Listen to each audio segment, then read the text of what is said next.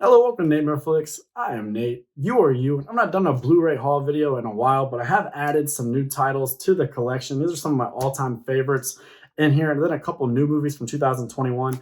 And as always, I want to pass along the opportunity for you to add this to your collection via the digital code.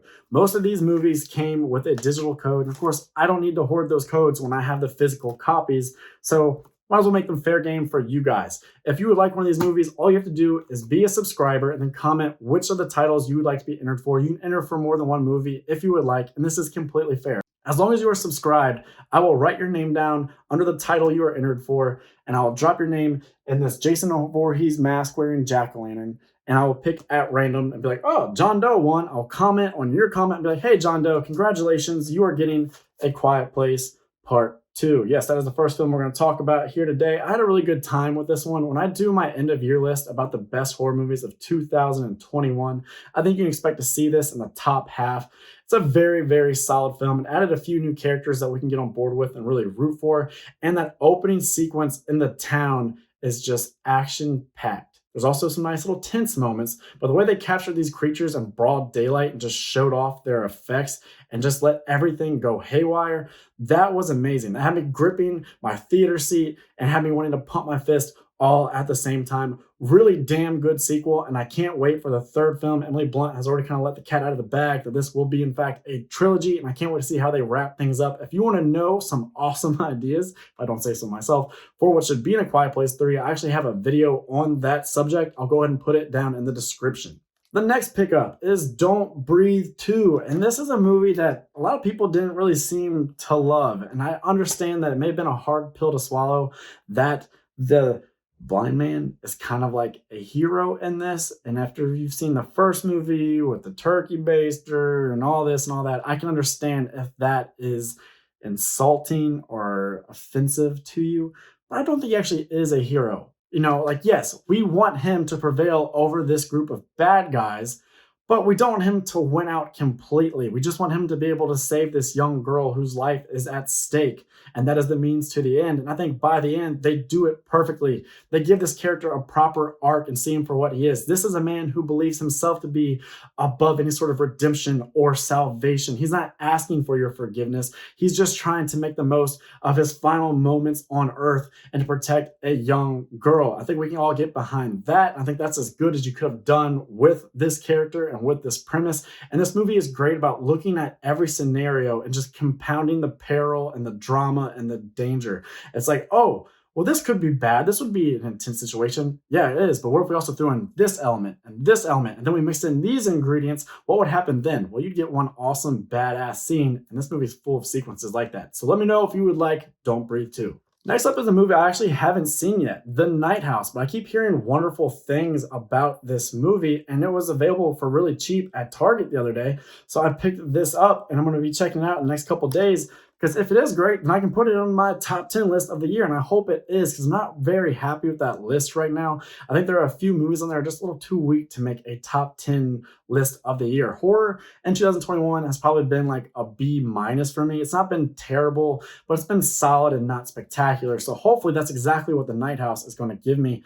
I don't know exactly what to expect from this. I'm hoping for maybe a little bit of home invasion or some psychological terror. Can't wait. I've heard Rebecca Hall is fantastic in this. So between all the great word of mouth I'm getting about the directing and the acting, I'm really hoping for a lot out of The Night House.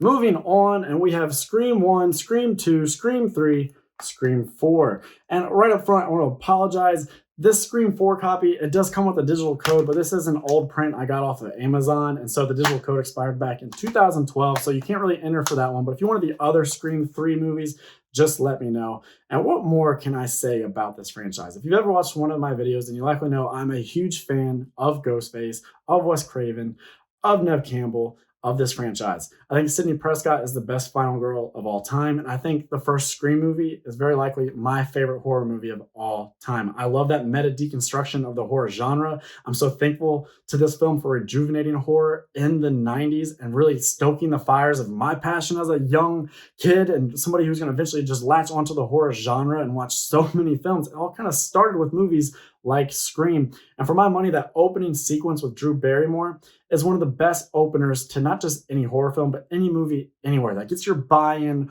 right away, gets your investment right off the bat as they subvert your expectations by killing off the supposed lead. And there's all sorts of wonderful tension and drama. And you have the voice of Jackson getting you really kind of intrigued about this killer on the phone as he's playing with his victim. You even get your heart broken because poor Drew gets her vocal cords severed. And as she's reaching out to her parents, her lifeline, they can't hear her. Her poor mom picks up the phone and can hear Drew's dying gasp and her croaks over the phone. That is awful. That is a terrible thing to picture, but it's just a masterclass from Wes Craven, like so much of this film. The second film, Scream 2, is a really great horror sequel. It's probably my third favorite in the franchise. I can't wait to revisit all this so I can really batten down the hatches and figure out, once and for all, what is my definitive ranking of the Scream franchise. Expect that video after I watch Scream 5. But that moment in the classroom where Randy and Mickey are talking about sequels and how they are, by definition, garbage and less than, and then actually coming up with arguments and be like, no, actually, this sequel is better than the original. This sequel is better than the original. That's really fun meta discussion right there. But it's also telling that Randy, for once, doesn't know as much about movies as someone else in the room. And it kind of foreshadows events in the film. I think that's an amazing little bit of screenwriting right there. And then with Scream 3, definitely the worst of the franchise for me. You can have some goofy, dumb fun with this movie. This movie was really hurt, though, by Columbine with a lot of studio intervention. They couldn't go for a lot of stuff they wanted. It really had to be watered down, and it's just too out there. It's too zany. Scream always has to involve comedy. Way too much comedy in Scream 3. But still, I'd say for any slasher franchise, if Scream 3 is the worst you have in your franchise, you're doing pretty goddamn good. Scream 4, love this movie, love the cast, love the new blood that was injected in this. This is a more visceral film than 2 or 3. One poor girl just gets absolutely slaughtered in this movie. I mean, Ghostface pretty much paints her walls with her blood.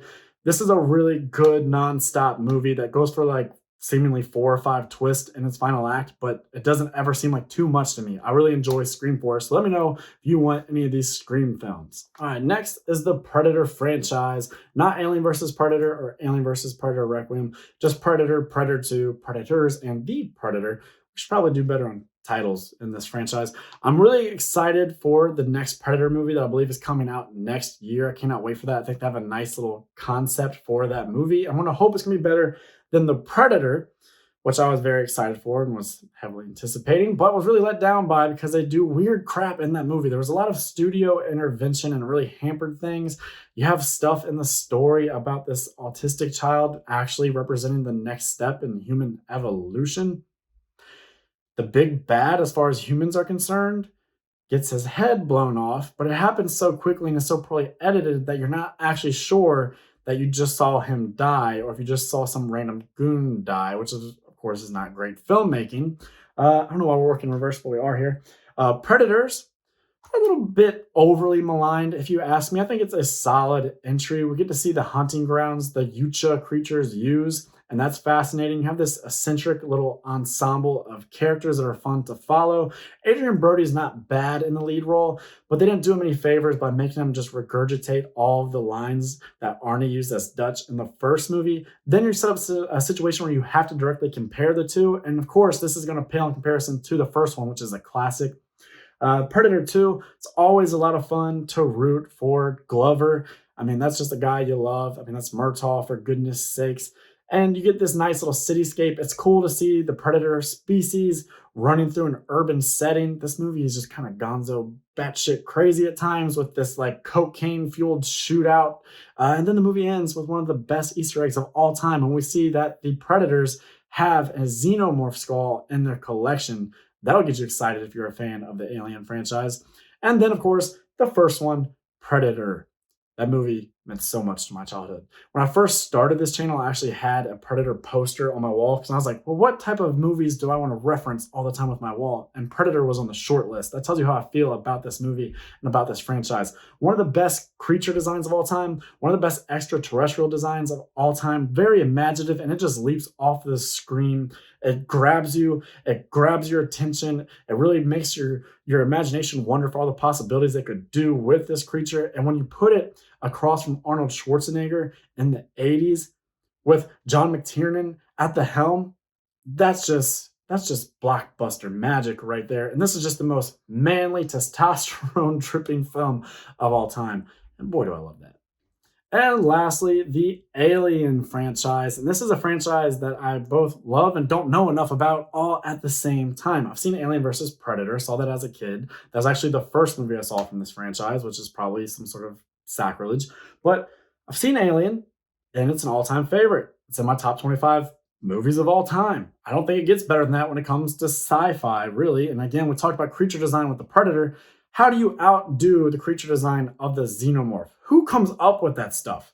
And then the way they shot it, the way they hide this monster and shadow is ingenious. The way it stalks its prey, the way it's just dripping with this drool. It's menacing, it's gnarly, and it's terrifying. It's such an imposing freaking beast of a monster.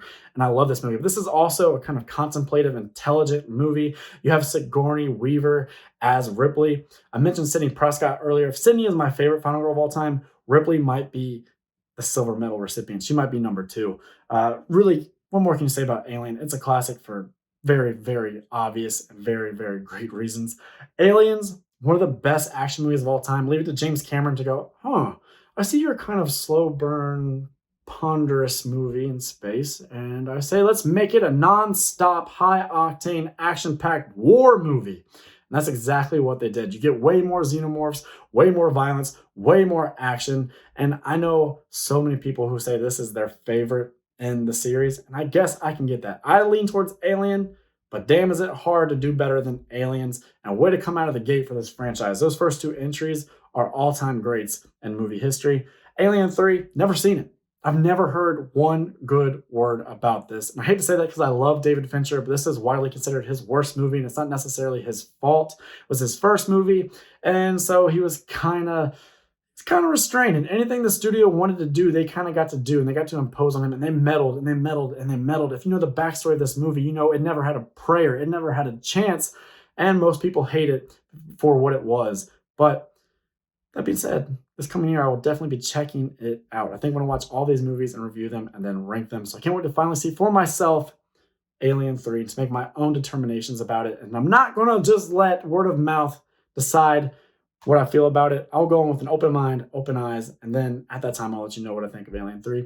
Alien Resurrection, I've actually seen most of. I've seen giant chunks of this movie on various different occasions on TV, and it just seems batshit crazy. I don't understand how we went from Alien to Alien Resurrection when you look at some of the things involved in this movie. But that being said, if you've never seen it, go ahead and comment, ask for it. I think it deserves watching. There is some entertainment value there for sure because it is bonkers and some of the stuff that goes down. You will not believe it. If you've only seen Alien and Aliens, I don't think you can properly prepare yourself for some of the stuff that happens in Alien Resurrection. And then, of course, we have the two newer entries. We have Prometheus and we have Alien Covenant. Very divisive films for this franchise. I actually have a lot of respect for Ridley Scott and what he did with Prometheus. I love that he went for a much more thematically rich movie, a movie that really does conjure up all these arguments and all these deep thoughts. And I think it's a very meditative, well-done movie that's beautiful. Yes, some of the characters make befuddling, ignorant decisions, but it's still a fantastic film. And it's one that I haven't seen in a very, very long time, so I need to brush up on it. I need to watch it again so I can really talk at length about this movie because it's very heady and it comes with a lot of weight. So let's go ahead and move on to Alien Covenant, which is another entry I've yet to see, and I need to change that. Again, a movie that didn't get the best word of mouth, but that being said, it's time to make my own goddamn determination, get my own opinion on Alien Covenant, see what type of send-up it is to Prometheus, or does it divert way too far from what was established in that film. Can't wait to get into this franchise. But there you go. Those are all the movies I picked up. Be sure to comment which one or ones you would like to be entered for. And this time next week, next Friday, I will comment on all of the winners' comments and be like, hey man, you won, congratulations. How can I get in touch with you via either Instagram or email to send you your digital code? Thank you for checking this video out. Go ahead and subscribe if you have not. Other than that, you have a fantastic day. I'm Nate for Nate Flicks, and that's a wrap.